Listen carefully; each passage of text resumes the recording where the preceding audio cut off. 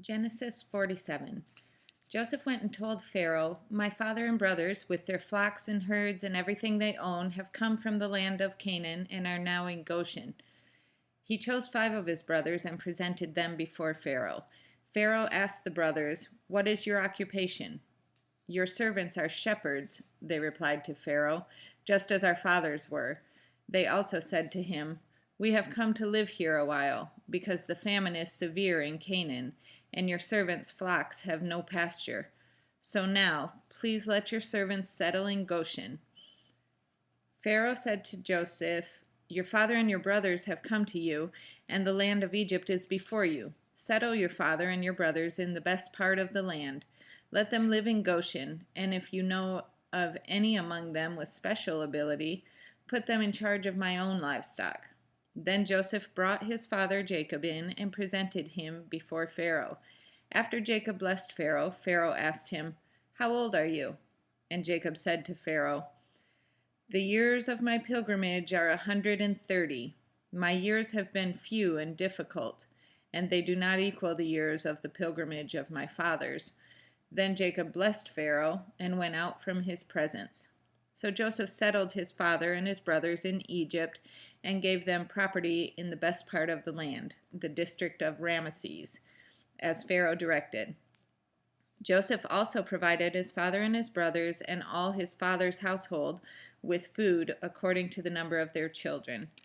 There was no food, however, in the whole region because the famine was severe. Both Egypt and Canaan wasted away because of the famine.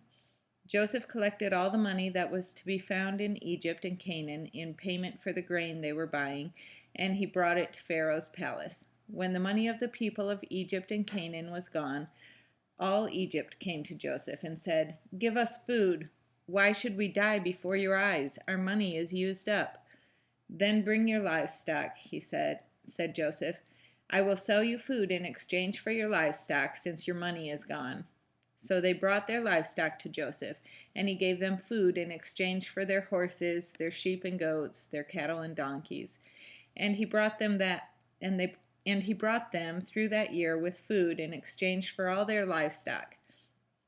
When that year was over, they came to him the following year and said, "We cannot hide from our lord the fact that, since our money is gone and our livestock belongs to you, there is nothing left for our lord except our bodies and our land.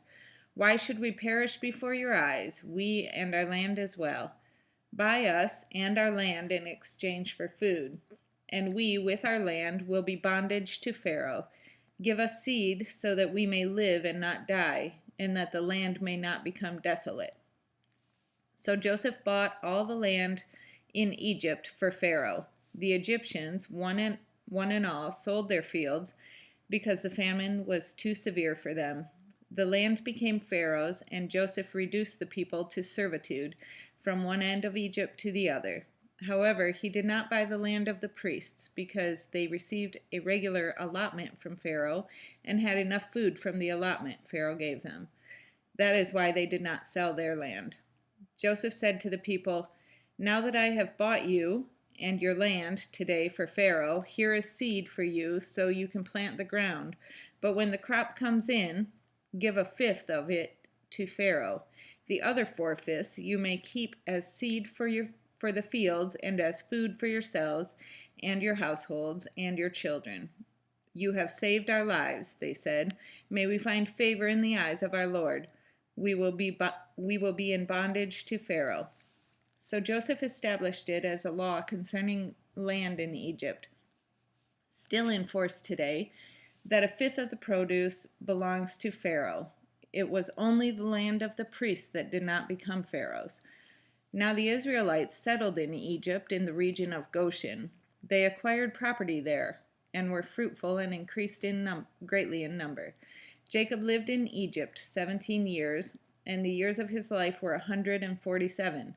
When the time drew near for Israel to die, he called for his son Joseph and said to him, "If I have found favor in your eyes, put your hand under my thigh and promise that you will show me kindness and faithfulness.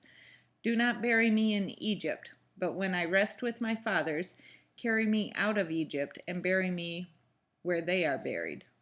I will do as you say, he said. Swear to me, he said. Then Joseph swore to him, and Israel worshipped as he leaned on top of his staff.